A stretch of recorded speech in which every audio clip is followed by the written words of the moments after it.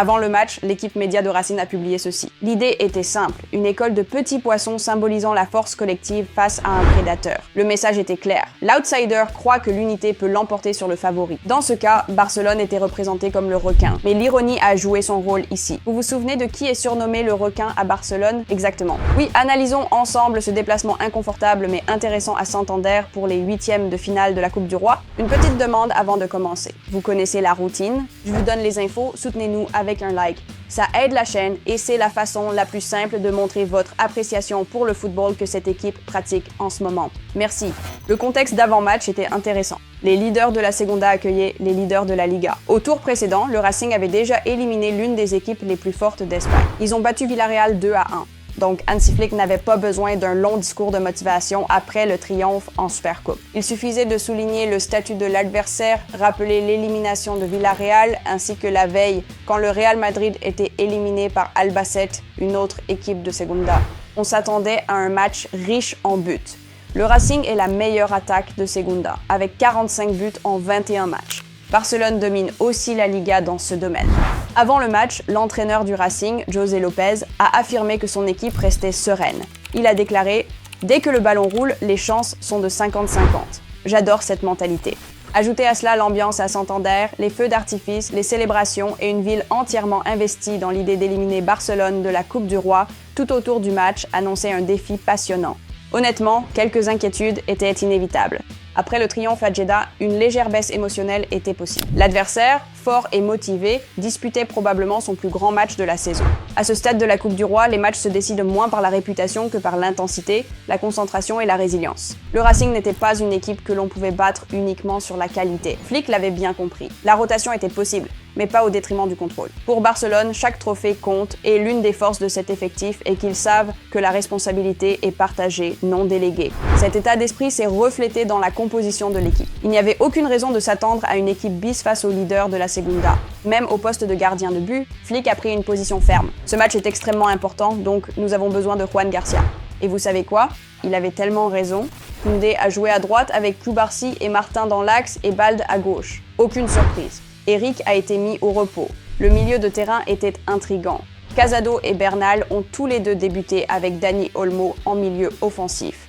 En attaque, Flick a choisi Lamine Yamal, Brent Wars et Marcus Rashford. C'était une composition compétitive. Racing a pressé agressivement dès le coup d'envoi et Barcelone n'était pas immédiatement à l'aise face à cette intensité. À la 2e minute, Gérard Martin perd le ballon en zone critique, mais Juan Garcia repousse la frappe. À la 8e minute, un corner pour Barcelone lance un contre de Racing. L'équipe se replie en urgence. Garcia intervient encore, puis Racing est signalé hors-jeu. D'ailleurs, en parlant du piège du hors-jeu, Barcelone a été particulièrement efficace dans ce domaine ce jour-là, piégeant les joueurs de Racing hors-jeu à 10 reprises. Tant mieux pour eux. Barcelone a répondu par une action de Rashford et Olmo, le ballon passant tout près du poteau. Malgré cela, l'ensemble restait peu rassurant. À la 21e minute, un autre corner a permis une nouvelle transition de Racing. Casado a été dépassé au milieu de terrain, soulignant à nouveau l'irrégularité de sa performance.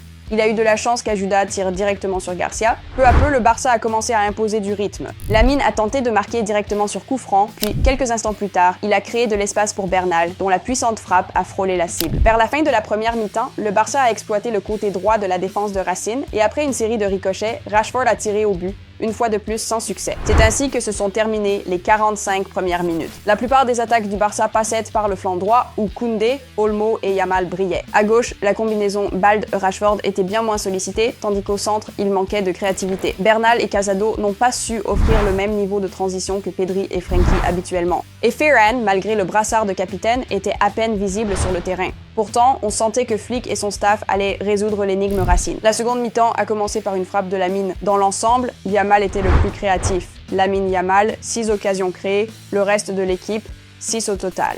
À la 49e minute, l'équipe produit une attaque. Juan Garcia pour Ferran, Casado, puis Lamine centre vers Rashford. Seul le gardien de Racing empêche le but. Plus tard, Yamal a encore défié Esqueda.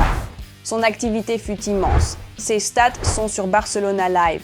Malgré les critiques sur sa nonchalance, sa performance fut solide. Jugez par vous-même. Le lien se trouve dans le commentaire épinglé. Barcelone a maintenu une pression constante. À la 53e minute, ils ont obtenu leur 7e corner du match et Rashford a bien repris le ballon. 5 minutes plus tard est arrivé le moment du match. Hansi Flick a remplacé Fermín López par Bernal. Avant que Fermin ne s'illustre, Lamine Yamal a failli réaliser quelque chose de spectaculaire. Il a failli marquer un but olympique directement sur corner. C'était audacieux. Revenons maintenant à Fermin, car son entrée a changé la structure du Barça. Casado est devenu l'unique sentinelle, Fermin a évolué à la fois comme milieu offensif axial et comme relayeur droit au centre du terrain, tandis que Dani Olmo retrouvait le rôle de Pedri. Cette transformation a mené au but. Olmo, depuis le demi-espace gauche, a adressé une passe diagonale à Fermin qui a repéré l'appel de Ferran. Tout a été exécuté avec un excellent timing et au final, Toros a montré pourquoi il portait le brassard de capitaine. Ce remplacement est clé. En première mi-temps, Olmo était la seule menace dans l'axe, mais il dézonnait à droite pour soutenir Yamal. Cela laissait le centre vide, facilitait l'anticipation des attaques du Barça. Fermin a corrigé cela. Olmo est resté dans l'axe, Firmin a occupé le demi-espace droit et Yamal a soudainement eu un soutien plus proche de lui. À partir de ce moment-là, l'attaque du Barça est devenue fluide et imprévisible. Même sans la passe décisive, l'influence de Firmin était évidente. La plupart des dangers du Barça sont venus après la pause, encore un exemple de la gestion calme et précise de Flick. Après le but, Pedro, Rafinha et Lewandowski sont entrés, donnant l'impression que le match allait se terminer calmement.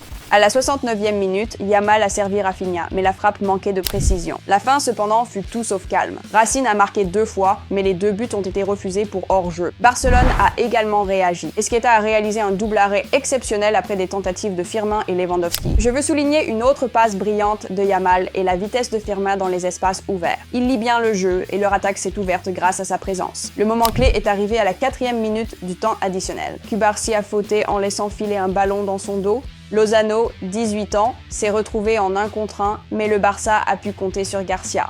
Sa forme actuelle est tout simplement exceptionnelle.